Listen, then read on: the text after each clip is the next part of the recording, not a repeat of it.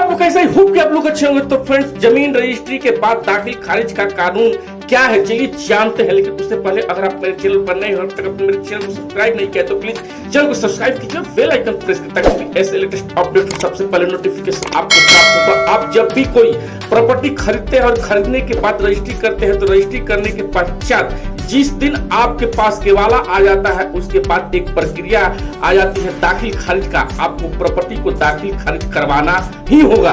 तो दाखिल खारिज क्यों, यानी कि दाखिल खारिज क्यों करवाना है चलिए जानते हैं। तो जब आप कोई प्रॉपर्टी को दाखिल खारिज करवाते हैं तो उस प्रॉपर्टी को जो व्यक्ति बेचा है उसका नाम सरकारी रिकॉर्ड से खारिज किया जाता है और आपका नाम दाखिल किया जाता है। इसीलिए हम लोग इस प्रक्रिया को दाखिल खारिज के नाम से जानते हैं। लेकिन दाखिल खारिज में सबसे पहले खारिज होता है, उसके बाद ही दाखिल होता है। यानी कि आप जिस व्यक्ति से प्रॉपर्टी के लिए उसका नाम को सरकारी रिकॉर्ड से खारिज किया जाता है और आपका नाम दाखिल किया जाता है, इसीलिए इसका नाम जो है खारिज होना चाहिए। लेकिन यह सुनने में थोड़ा सा अटपटा लग रहा है, इसीलिए इसका नाम दाखिल खारिज रखा गया है। यह दो तरीके से आप करवा सकते हैं।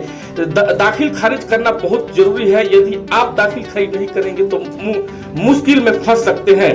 तो एक पहला तरीका जो है ऑफलाइन दाखिल खारिज। आप जिस प्रॉपर्टी का दाखिल खारिज करवा रहे हैं उस प्रॉपर्टी का केवाला के साथ अपना तहसील में जाएंगे और वहां पर दाखिल खारिज का एक फॉर्म प्राप्त करके उस फॉर्म को अच्छी तरह से भर अपना केवाला को फोटो स्टेट उस फॉर्म के साथ अटैच करके आप अपना सीओ के कार्यालय में जाकर टैग कर देंगे। अब बहुत जगह सीओ साहब के कार्यालय में जाना होता है, आरपीटीसी में जाकर जो जाता है और आपका तहसील में जो भी सुविधा है उसके अनुसार आप इस जमा कर सकते हैं। आप जहां भी इसे जमा करें इसका प्राप्ति रसीद जो है लेना ना भूले। तो मैं बता दूं कि एक ऑनलाइन है, दूसरा जो तरीका ऑनलाइन दाखिल खारिज करने का दूसरा तरीका कि आप अपने घर बैठे ही मोबाइल या कंप्यूटर से ऑनलाइन दाखिल खारिज कराने का आवेदन कर सकते हैं। ऑनलाइन दाखिल खारिज करने के लिए जो अपना नाम राज्य का दाखिल खारिज से संबंधित वेबसाइट पर जाकर लॉगिन करके वहां पूरा प्रोसेस करेंगे, पूरा फॉर्म को फिल करेंगे और सबमिट करेंगे। इसके बाद भी आपको तहसील जाना ही होगा उपस्थिति दर्ज करने के लिए।